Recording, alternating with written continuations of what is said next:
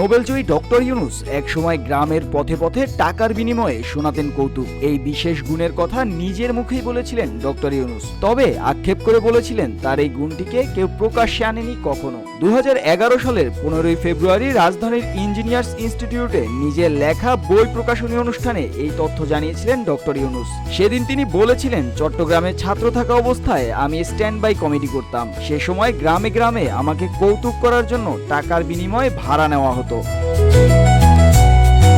কি পরিমাণ টাকা আসতো কৌতুক অভিনয় থেকে এমন প্রশ্নের জবাবে তিনি বলেছিলেন, কম নয়। সে সময় প্রতিটি অনুষ্ঠানে টাকা পাওয়া যেত 50 থেকে 100 টাকা। তবে তিনি আক্ষেপ করে বলেন, আমার এই বিশেষ গুণের কথা কেউ লেখেনি।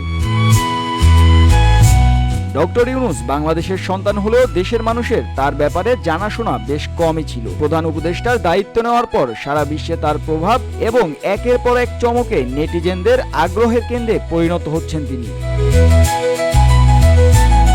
নোবেলজয়ী এই অর্থনীতিবিদের বইয়ের প্রতিও ছিল প্রবল ঝোঁক। ডক্টর ইউনূসের এক লেখনীতে প্রকাশ পায় বইয়ের প্রতি কেমন নেশা ছিল তার। তিনি লিখেছিলেন, বর্দা ও আমি হাতের কাছে বই বা পত্রিকা যা পেতাম পড়ে ফেলতাম। আমি রহস্য, রোমাঞ্চ ও গোয়েন্দা কাহিনীর ভক্ত ছিলাম। 12 বছর বয়সে আমি নিজেই গোটা এক রহস্য কাহিনী লিখে ফেলেছিলাম। ডক্টর ইউনূস আরও লেখেন, অবিরত পড়ার খোরাক জোগাড় করা আর আমাদের পক্ষে সম্ভব হয়ে উঠছিল না। প্রয়োজন মেটাতে নিজেদেরই উপায় উদ্ভাবন করতে হয়েছিল। বই কেনা, ধার করা, এমনকি চুরি পর্যন্ত। আমাদের প্রিয় শিশু পাঠ্য পত্রিকা শুকতারা কলকাতা থেকে প্রকাশিত হতো। তাতে নিয়মিত একটি প্রতিযোগিতা থাকতো। জিতলে বিনামূল্যে পত্রিকার গ্রাহক হওয়া যেত।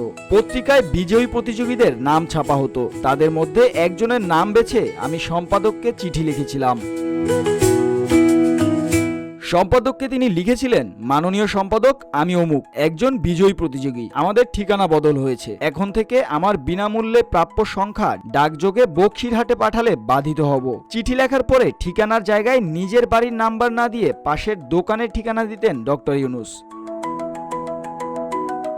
দোকানের ঠিকানা দেওয়ার কারণ হিসেবে তিনি লেখেন, আমাদের সঠিক ঠিকানা না দিয়ে পাশের দোকানের ঠিকানা দিয়ে জানালাম, যাতে করে পত্রিকা আব্বার হাতে না পড়ে। প্রতি মাসে আমরা সেই বিনামূল্যের সংখ্যার অপেক্ষায় বসে থাকতাম এবং এই পরিকল্পনা নিখুঁতভাবে স্বপ্নের মতো কাজ করেছিল।